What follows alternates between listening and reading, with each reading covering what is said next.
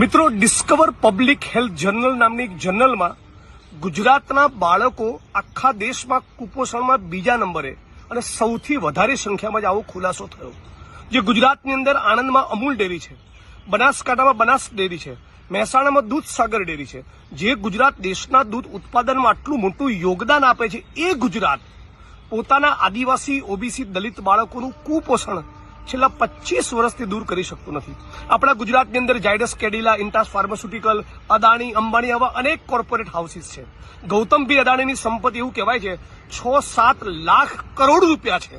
પણ આ ગુજરાતના ધારાસભ્યો, સંસદ સભ્યો, મંત્રીઓની સંપત્તિ, આ ગુજરાતના આઈએસ, આઈપીએસ અધિકારીઓની સંપત્તિ, આ ગુજરાતના પૂંજીપતિઓ, ઉદ્યોગપતિઓ, બિઝનેસ હાઉસીસની સંપત્તિ અને ગુજરાતની 3 મોટી ડેરીઓ, બનાસ ડેરી, અમૂલ ડેરી અને દૂધસાગર ડેરી, આ 3 ડેરીઓ ભેગા મળીને પણ ગુજરાતમાં 100માંથી જે 40-45 બાળકો કુપોષિત છે, એનું કુપોષણ 25 વર્ષથી દૂર કરી શકતા નથી.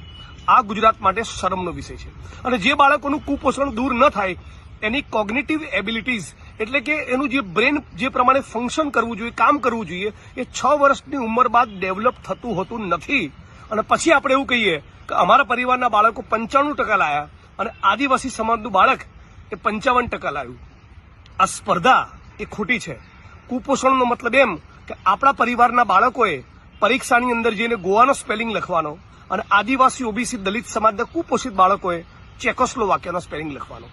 આવું ગુજરાત, આવું અસમાન ગુજરાત આપણને બધાને નામંજૂર હોવું જોઈએ.